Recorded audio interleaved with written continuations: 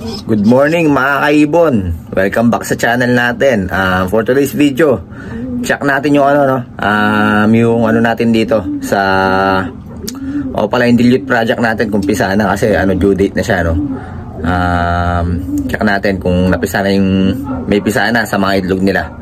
Tapos paliliguan natin tong natin, yung RF Opaline project natin, no. Paliguan natin ng washout para mag-band na, kasi hindi pa rin nagbaband hanggang ngayon eh. So yun mga kaibon, tara samahan nyo ako.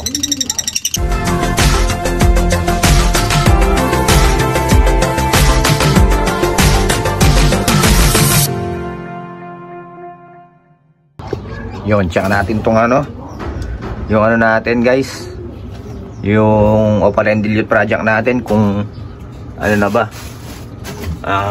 pisa na, kasi due date na ng nila, hatch nila. So check natin kung may napisa na sa itlog nila. Sana meron na, para good news naman. Katungin lang natin, palabasin lang natin. Ay, lumabas.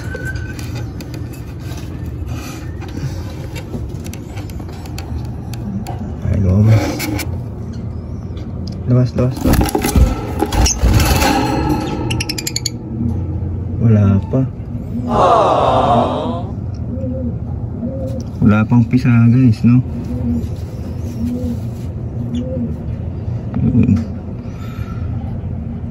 Pero sa tingin ko ngayong araw na to, baka hanggang mamaya pisa na yan. Ito yung mga pares natin.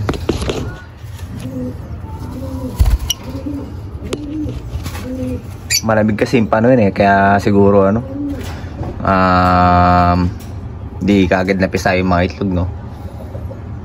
Malamig kasi yung panahon ganyan talaga pag malamig yung panahon, medyo nadidelay yung yung pagpisa ng mga itlog ng mga alaga natin.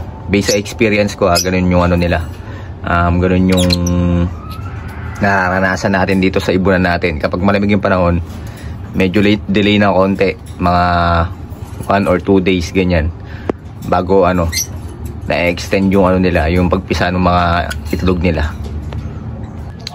Yun guys, no, hindi tayo makapagpaligo ng mga ibon natin yun dahil wala si haring araw, no? Baka magkasakit yung mga ibon natin dahil malamig yung panahon tapos walang araw, baka magkasakit sila. Kaya hindi na tayo magpapaligo ng mga alaga nating African lovebirds. So ito sana yung paliliguan natin mga kaibon, no. Kaya lang wala, masama yung panahon ngayon, medyo maambon na rin, kaya hindi na natin makapaliguan. So itong hen natin, yung green new wing opa natin, post RF, post PF, tapos yung blue wing natin na post RF, split opa stock, post PF, post dilute. Yun, hindi pa rin banded hanggang ngayon, no. Hindi sila nagtatabi, hindi ko sila nakikita nagtatabi, kaya sigurado hindi pa sila banded. Pero tong natin, blue wing natin, post cock naman to, cock siya sa behavior.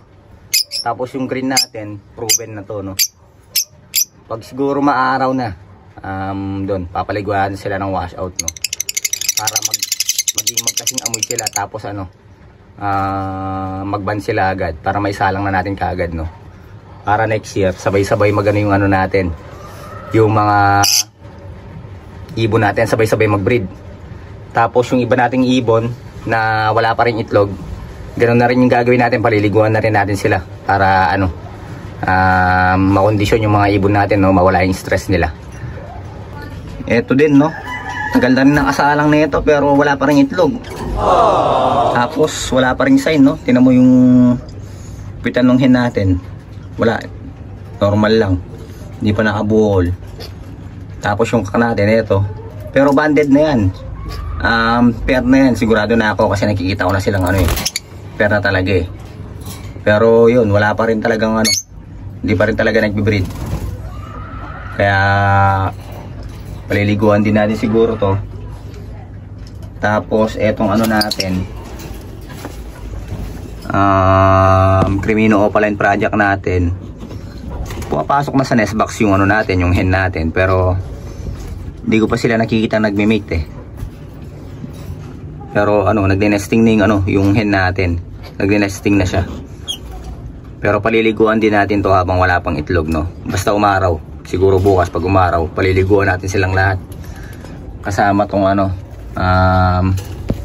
isang Crimino Opaline project natin, no. Yung hen naman dito, laging nasa nest box na lang. Sila natin, palabasin natin. Ayun. Yun, pero wala. Normal lang din yung ano niya, oh, itsura niya, no. Hindi pa namamaga yung puwitan niya. Ibig sabihin, wala. Hindi pa to pa-itlog, no. Talagang ginawa niya lang tambayan yung ano, yung nest box. Tapos ito naman, good news naman, pumapasok na sa nesting, ay sa nest box yung ano natin, hen natin. Ayun, kung makikita nyo, nasa nest box na siya. Dati kasi hindi pumapasok yun sa nest box. Simula nung ano natin sila pinagpahinga, nandito lang lagi sa perch. Ngayon, ayun, pumapasok na ulit na nest box. Baka mag-nesting na ulit to. Magbe-breed na to. Pero paliliguan din natin to, no. Lahat sila paliliguan natin para ano, maging fresh sila. Tapos mawala yung mga ano nila, kung may mga kutuman sila, tsaka yung stress nila para mawala. Basta umaraw lang bukas, no. Paliligo natin yung mga ibon natin. Pupunta sana tayo ngayon sa ano eh, sa tiyanggian ng mga ibon eh. Sisilip sana tayo dun eh. Tapos tatanong natin yung mga presyo ng ibon, kaya lang biglang umambon. Yun talaga yung balak natin ngayon, kaya lang biglang umambon. Sayang. So yun mga kaibon, no, kung mapapansin nyo, pero talaga yung ano natin, yung Lutino Opaline project natin, no, yung Green Opa split ino natin, tsaka Lutino hen natin. Talagang pair na sila. Kaya lang wala, hindi sila hindi sila nag-breed pa ngayon, no. Hindi ko lang kung bakit. Hindi pa talaga nag-breed yung mga ibon natin. Nag-stop breeding talaga silang lahat. Ayun, nag-start na talagang umulan mga kaibon, no. Kaya hindi talaga tayo makakapagpano ngayon, makakapagpaligo ng mga ibon natin. Sayang naman. So yun mga kaibon, hanggang dito na lang yung vlog natin para ngayong araw na to, no. Kung mapapansin nyo sa background yung ingay, no, umuulan na dito sa amin. Talagang negative, di tayo makakapag ano talaga ngayon, makakapagpaligo ng mga ibon natin. So sana bukas umaraw na para mapaliguan naman natin yung mga ibon natin dito, no, bago sila mag-breed talaga, bago mangitlog yung mga ibon natin, para ano, fresh sila, wala silang puto,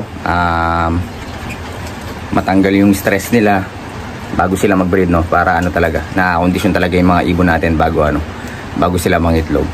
So yun, huwag nyo sana kalimutan mag-follow pala at mag-subscribe sa aming Facebook page at YouTube channel mga kaibon, para may chance kang manalo ng mga ano, ibon na pinamimigay natin dito sa ating ibonan. So yun mga kaibon, mga kalapatids, no, hanggang dito na lang yung ano natin, vlog natin para ngayong araw na to. Tapos mamaya magbabasket tayo. Di natin alam kung sasali tayo ng fundraise, no. Start na ng fundraise ng BBC. So yun, di natin alam kung sasali tayo, pero check natin mamaya. Tapos bukas baka mag-vlog tayo ulit. Samahan nyo magabang ng mga kalapati natin. Yun pa rin, tatlo pa rin yung sinasakay natin, no. Wala pa rin nawala doon sa mga kalapati natin. Sana hanggang dulo, no. Tatlo pa rin talaga sila. So yun mga kaibon, mga kalapatids, hanggang dito na lang yung vlog natin para ngayong araw na to. Maraming salamat mga kaibon, mga kalapatids, no. Binabati ko kayo ulit ng ano, Merry Christmas and advance Happy New Year. Yun, maraming salamat, ingat, and God bless po sa inyong lahat.